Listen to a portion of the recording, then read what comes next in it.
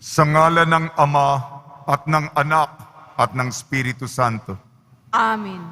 Ang pagpapala ng ating Panginoong Hesukristo, ang pag-ibig ng Diyos Ama, at ang pakikipagkaisa ng Espiritu Santo naway suma inyong lahat. At sumaiyo rin. Unang Biyernes ng ikasyam na buwan ng taon. Ito ang debosyon sa kamahal-mahalang puso ni Jesus na tayo'y magsimba at mangumunyon. Siyam na sunod na unang Biyernes.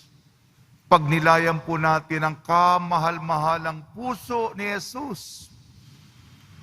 Sino ang talaga nasaktan?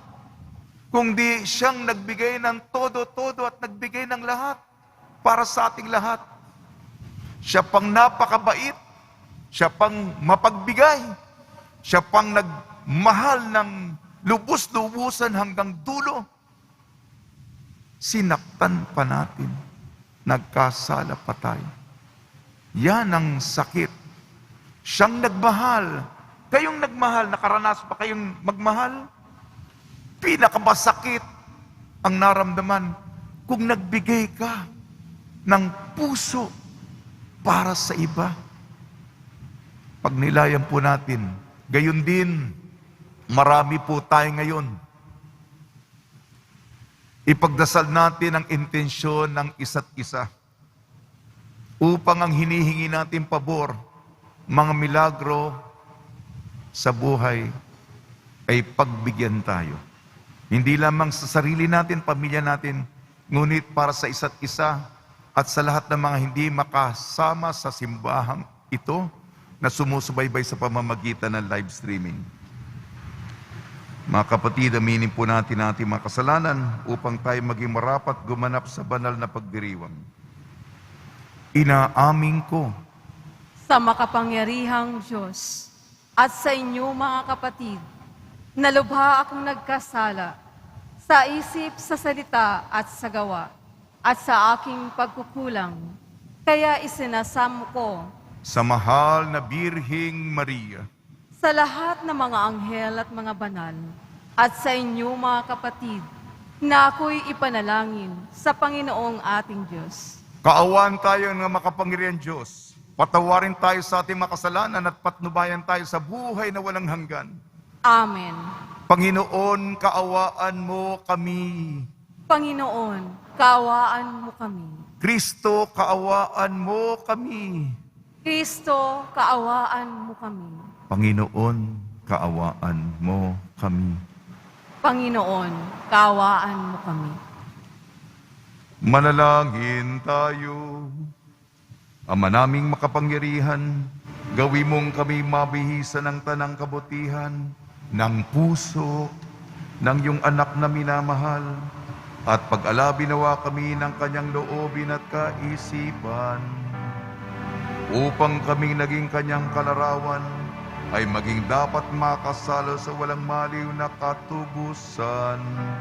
Sa pamamagitan niya, kasama ng Espiritu Santo, magpa sa walang hanggan.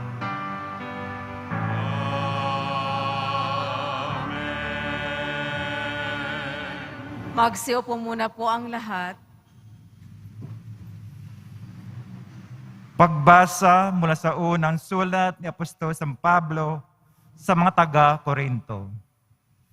Mga kapatid, kami mga lingkod ni Kristo at katiwala na mga hiwaga ng Diyos.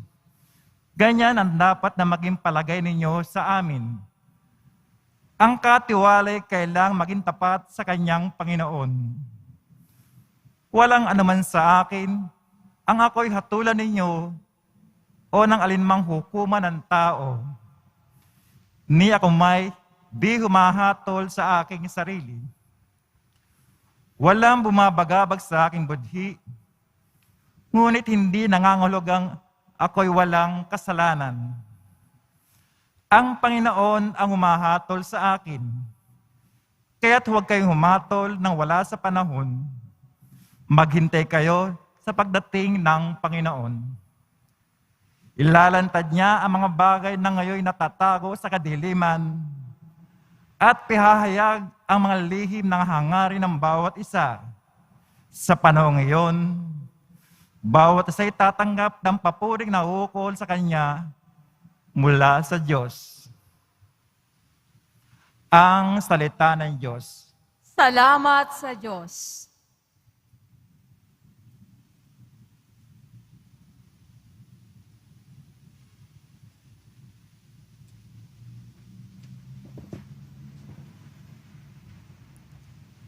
Nasa Diyos ang kaligtasan ng mga matuwid at banal.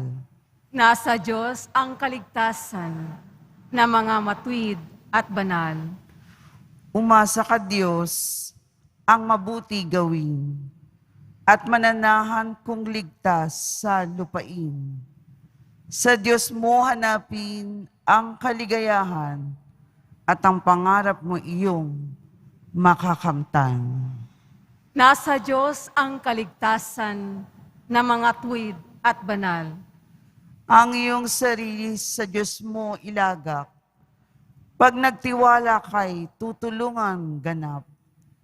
Ang kabutihan mo ay magliliwanag, katulad ng araw kung tanghaling tapat. Nasa Diyos ang kaligtasan ng mga matuwid at banal.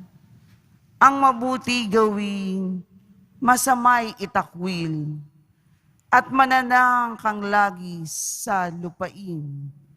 Pagkat yaong bayang, wasto ang gawain, ay mahal ng puon, hindi itatakwil. Sila'y iingatan, magpakailanman, ngunit ang masama ay ihihiwalay. Nasa Diyos ang kaligtasan ng mga matuwid at banal. Ililigtas ng Diyos ang mga matuwid. Iingatan sila pag naliligalig. Ililigtas sila kanyang tutulungan. Laban sa masama, ipagsasanggalan. Sapagkat sa poon, nangungubling tunay. Nasa Diyos ang kaligtasan ng mga matuwid at banal.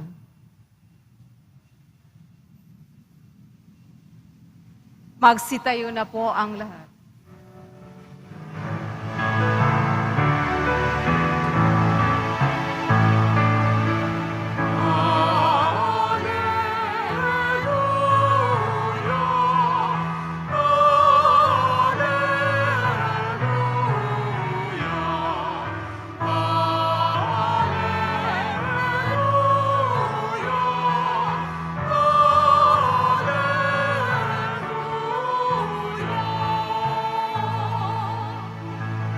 Sinabi ni Jesucristo,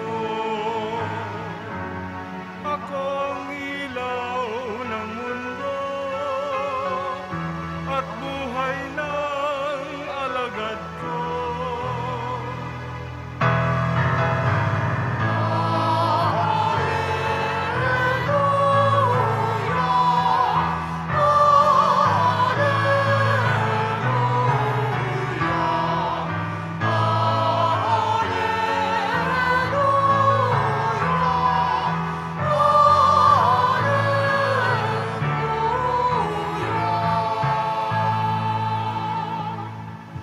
Sumainyo ang Panginoon.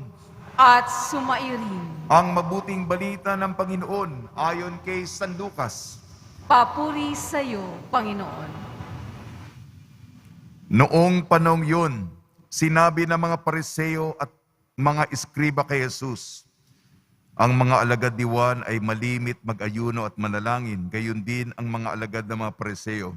Ngunit ang mga alagad mo ay patuloy ng pagkain at pag-inom. Sumagot si Jesus, pag-aayunin ba ninyo ang mga panauhin sa kasalan samantalang kasama pa nila ang lalaking ikinasal? Kapag wala na ang ikinasal, saka pa lamang sila mag-aayuno. Sinabi rin niya sa kanilang isang talinhaga, walang pumipiraso ng bagong damit upang itagpi sa luma. Kapag ginawa ito, masisira ang bagong damit at ang tagping bago ay hindi mababagay sa damit na luma. Wala ring nagsisilid ng bagong alak sa lumang sisidlang balat.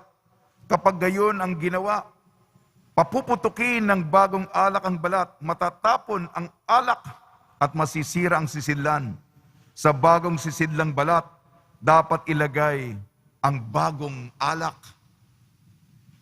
At walang makapaggugustong uminom ng bagong alak kapag nakainom na ng naimbak, sapagkat sasabihin niya, masarap ang inimbak. Ang mabuting balita ng Panginoon. Pinupuri ka namin, Panginoong Jesucristo. Magsiupo muna po tayong lahat.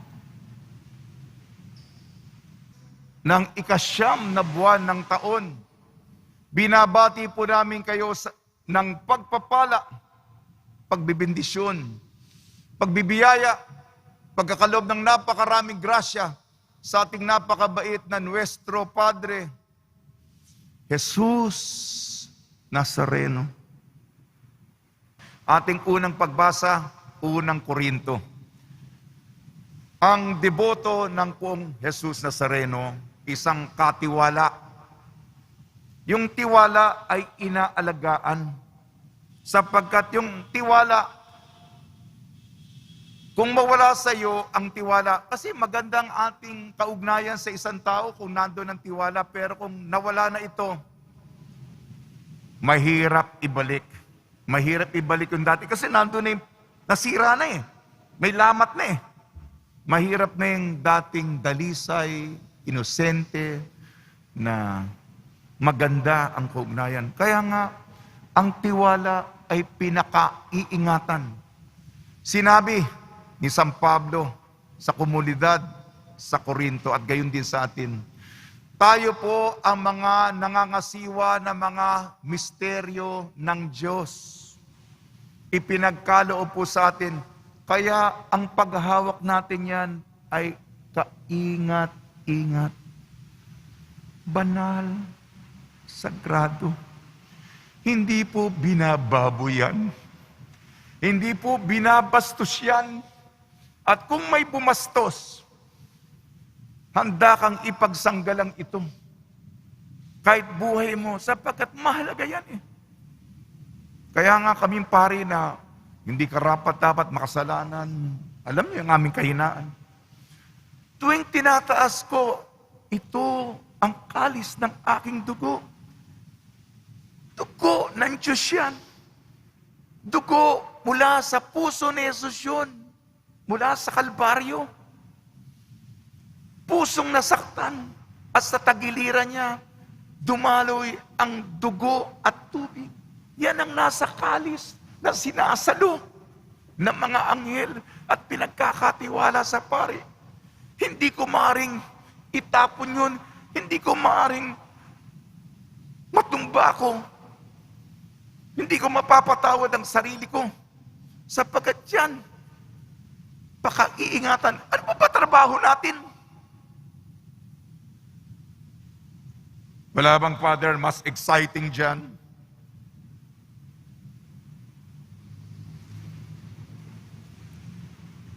Ang Diyos ay Diyos. Yung ating dapat gampanan.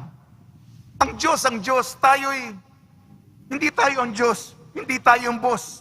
Hindi tayo ang Panginoon. Huwag natin baliktarin. Ang katiwala, alam niya kung ano lugar niya. Kaya ang deboto, mapagkumbaba, sumasamba, dumadakila. At ang kaligayahan niya, ang ikasisiya natin sapagkat tayo at ang Diyos ay nag-iibigan. Ang kasarapan, ang katamisan, yan ang nagbibigay sa atin ng buhay. Ang kaligayahan natin, ang magpapapuno sa atin, ang magpapaganap sa atin ay ang kaugnayan nating matamis sa Kanya at kung gaano matalik ang ating pakikipagkaibigan sa Kanya. Unang pagbasa po, pakaingatan ang ipinagkalob sa atin.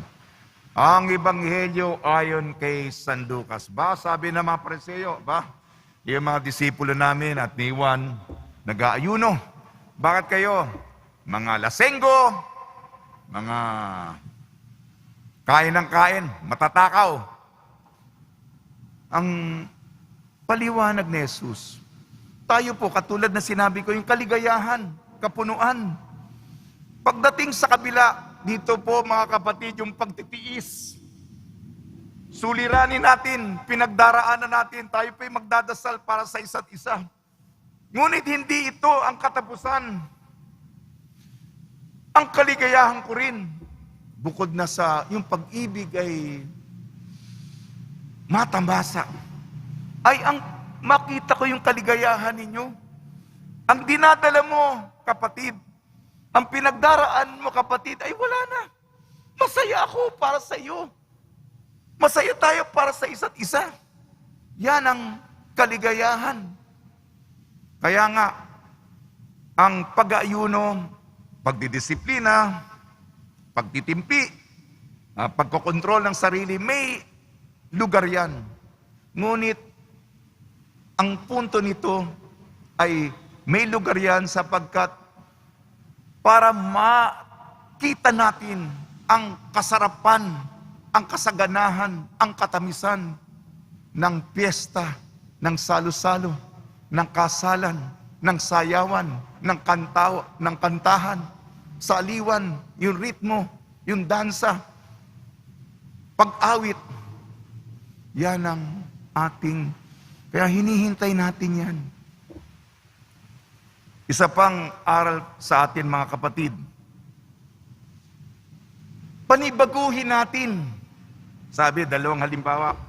Kung may bagong damit ka, huwag mo naman iterno doon sa luma. Hindi bagay. At kung meron kang bagong alak, ilagay mo sa bagong sisidlang balat. Yung bago, ilagay sa bago. Yung bago, itabi sa bago. Kaya panibaguhin natin. Kaya tingnan natin ang ating pananampalataya kung tigulang na. Yung ginagawa natin ngayon, ginawa natin noong nakaraang taon. Ginawa natin noong 2 years ago. Yung ginagawa natin 3 years ago. Yung ginagawa natin 4 years ago. Wala nang nabago. Ang Diyos din ay nakakasawa din. Magtitigan na lang tayo, ulitin na lang natin. Ang Diyos natin, bagamat siya'y eternal, laging bata, laging bago. Kaya nga yung ating, katulad nga, punta ka sa unang pagbasa, huwag maaksaya. Diba? Pakaiingatan. Maaksaya yan kung mananatili tayong luma. Lumang tugtugin, lumang kanta, nakakasawa na. Unang nota pa lang. Ay, nako. Ganun din ang Diyos. Sing a new song to the Lord. Kumanta ng bagong awit. Panibaguhin. Kaya nga, kung tayo'y mag-iingat upang hindi maaksaya, ang Diyos yung bagong alak. Wow! Ang sarap naman ng alak niyan. Pinaka-mahusay na alak yan. Saan ilalagay yan? Sa atin. Tayo po yung sisidlang balat. Tayo po yung lalagyan. At kung luma yan, mawawaldas, maaksaya, matatapon, mababaliwala ang bagong alak na ang Diyos. Okay na ha? Okay na ba? Sabi nila, okay na. Muli, maraming salamat po. Ito na po ang huling unang Biyernes ko po sa inyo. Kanina sabi ko kay Father Frank, siya'y laging alas 5. Narinig ko rin si Father Jenny, ang aking kaklaseng alas 4 at ang ating nobinang alas 3. Sabi kay Father Frank, salamat sa 7 taon na pinagtiyagaan mo ako. Pinagtiyagaan. Baka yun din ang pakiramdam yun sa akin, ha? Hindi naman, siguro. Maraming salamat po na binigyan po ninyo kami lalong-lalo na ako ng pagkakataon na sama-sama tayong bumuo ng komunidad para sa Kanya. Sa tulong ni Maria at ni San Jose, naway lagi tayong tumibay ang ating pananalig, maging debotong nagmamalasakit at may puso katulad ng ating Nuestro Padre Jesus Nazareno. Amen.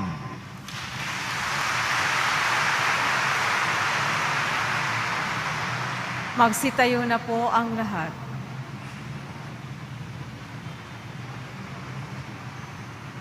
Minamahal ko mga kapatid, manalangin tayo sa Amang Diyos upang ilapit niya tayo sa kahalagahan ng Ebanghelyo para panibaguhin ang simbahan at ang daigdig.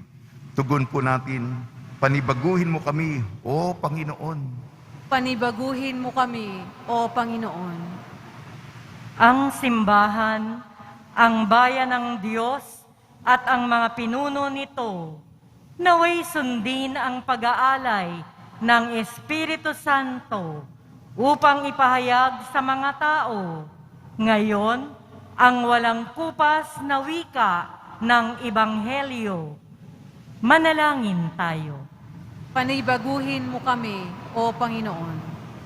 Ang ating mga puso, naway ating buksan sa mapagligtas na kapangyarihan ng Diyos na higit na mahalaga kaysa mga panlabas na gawain ng pagpapakabanal. Manalangin tayo. Panibaguhin mo kami, O Panginoon. Atin nawang mapagtanto na laging mapangyayari ang himala ng pagbabago sa lahat ng humihingi ng tulong ni Kristo na makamtan ito. Manalangin tayo. Panibaguhin mo kami, O Panginoon. Ang mga may sakit, naway maging daan tayo ng mapagpagaling na kamay ng pagmamalasakit ni Kristo sa pamamagitan ng pagbibigay natin ng pagmamahal at kalinga sa kanila. Manalangin tayo. Panibaguhin mo kami, O Panginoon. Ang mga yumao, naway makatagpo ng walang hanggang kapahingahan sa piling ni Kristo. Manalangin tayo. Panibaguhin mo kami, O Panginoon. Ama naming nasa langit, dinggin mo ang aming mga panalangin at turuan mo kaming mamuhay bilang bagong bayan mo na pinalaya ng pag-ibig ni Jesucristong aming Panginoon. Amen. Magsiupo muna po ang lahat.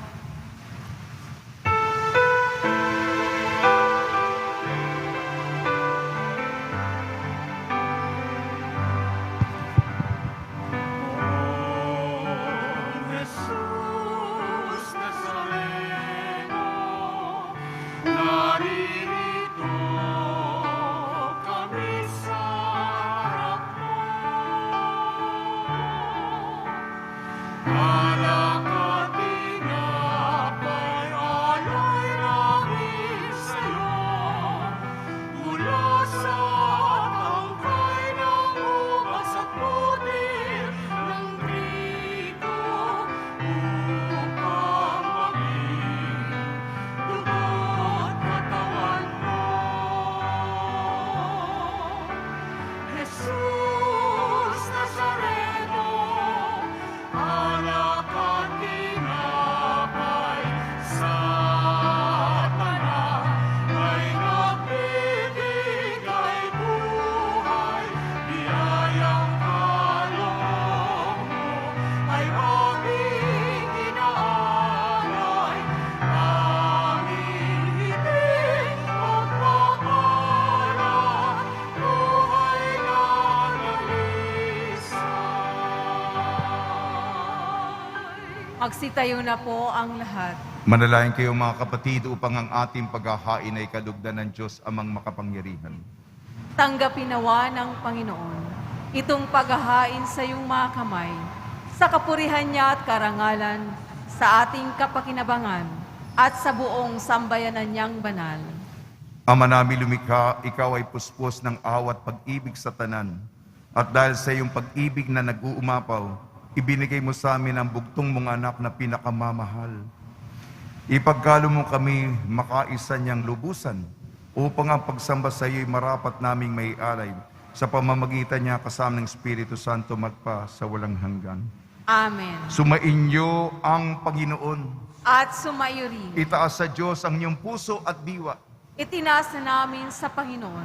Pasalamatan natin ang Panginoong ating Diyos. Marapat na siya ay pasalamatan. Ama namin makapangyarihan, tunay nga marapat na ikaw ay aming pasalamatan sa pamamagitan ng Kristo na aming Panginoon. Dakilang pag-ibig niya ang nagbunsod na maghain ng sarili ng kami matubos. Kaya't itinampok siyang nakabayubay sa krus. Mula sa kanyang tagilirang sinibat, dugo at tubig ay masaganang dumanak. Kaya't sambayanan mo'y dito'y nabanaag. Ito ang sangkatauhang naakit sa puso ng iyong anak na sumasagib sa mga dumudulog sa batis ng kanyang pag-ibig. Kaya kaisa ng mga anghel na nagsisiawit ng papuri sa iyo nang walang humpay sa kalangitan, kami nagbubunyi sa iyong kadakilaan.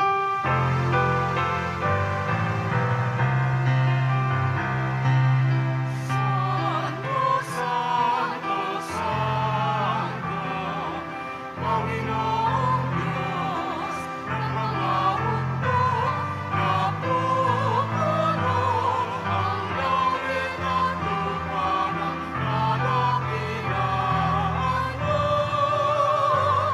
Hosana sa kaitaasan, pinagpala ang naparirigos sa ngalan ng Panginoon. Hosana sa kaitaasan.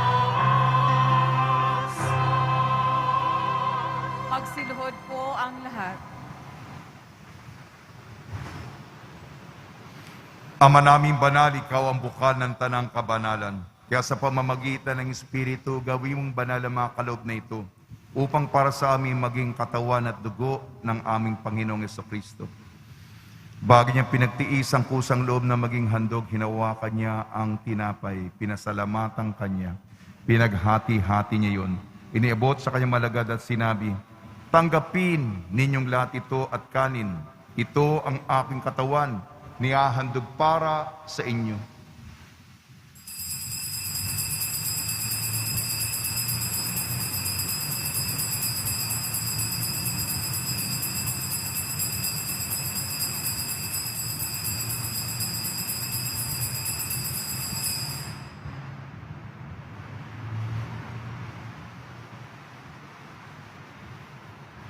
Ganyan din naman nung matapos ang hapunan, hinawakan niya ang kalis. Muli kanyang pinasalamatan. Inabot niya ang kalis sa kanyang malagad at sinabi, tanggapin ninyong lahat ito't inumin itong kalis ng aking dugo, ng bago at walang hanggang tipan. Ang aking dugo na ibubuhos para sa inyo at para sa lahat. Sa kapagpapatawad ng mga kasalanan, gawin ninyo ito sa pag-alala sa akin.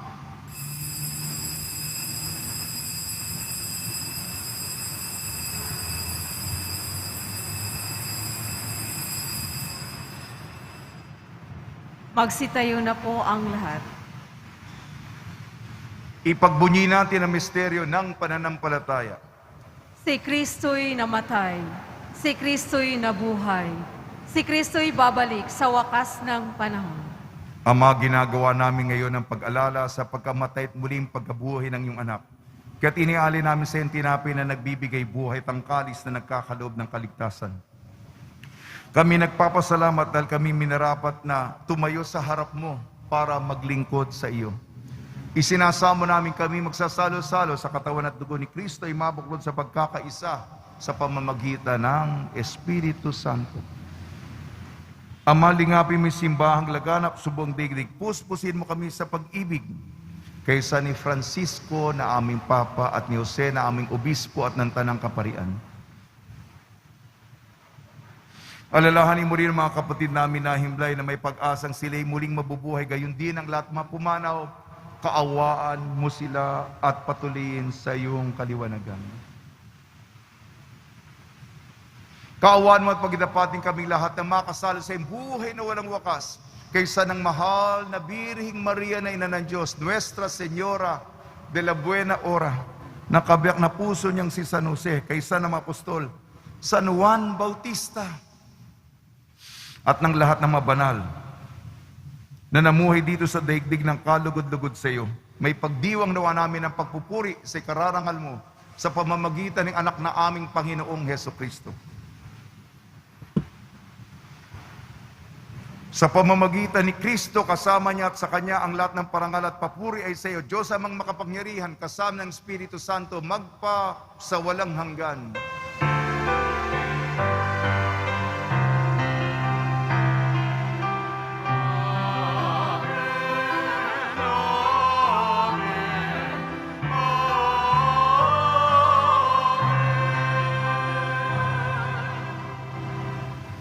Sa tagubili naman nakakagaling na utos sa turo ni Jesucristo na Panginoon natin at Diyos, ipahig natin ng lakas loob.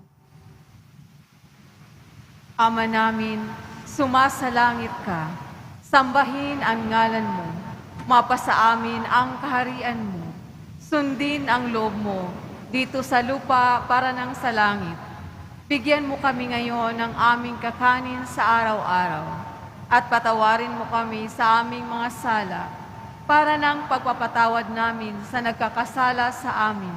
At huwag mo kaming ipahintulot sa tukso at iadya mo kami sa lahat ng masama. Hiniling namin kami iadya sa lahat ng masama. Pagkalooban ng kapayapaan, araw-araw iligtas sa kasalanan at ilayo sa lahat ng kapahamakan.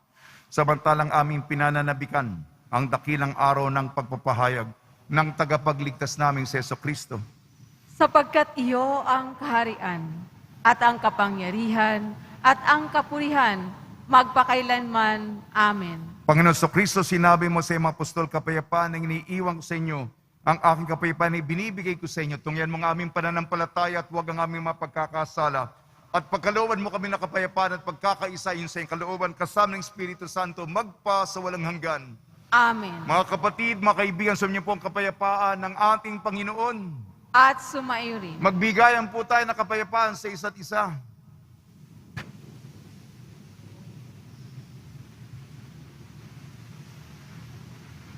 Kordero ng Diyos na nag-aalis ng mga kasalanan ng sanlibutan, maawa ka sa akin.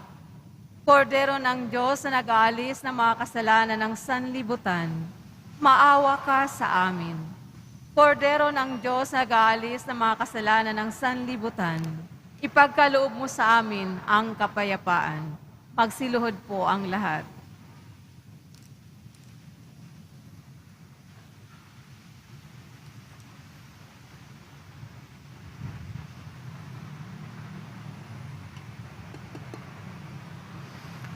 Ito ang kordero ng Diyos. Ito nag-aalis ng kasalanan ng sanlibutan. Mapalad ang mga inayayahan sa kanyang piging. Panginoon, hindi ako karapat-dapat na magpatuloy sa iyo, ngunit sa isang salita mo lamang ay gagaling na ako.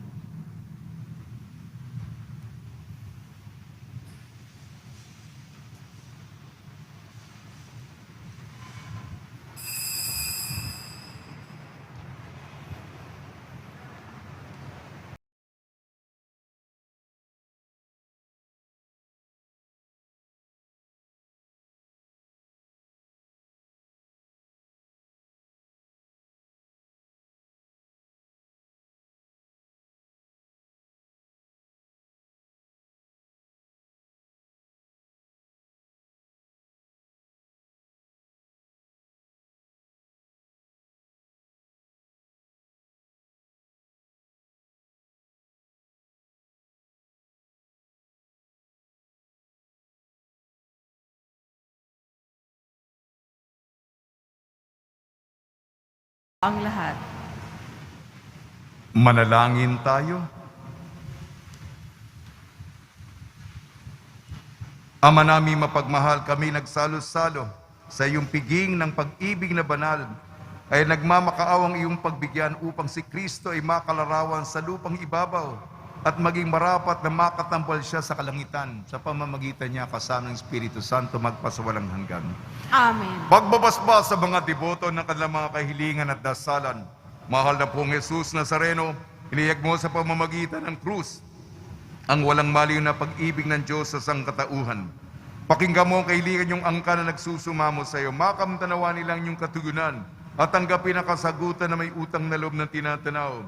Basbasan di po yung mga daladala nila mga imahin at dasalan.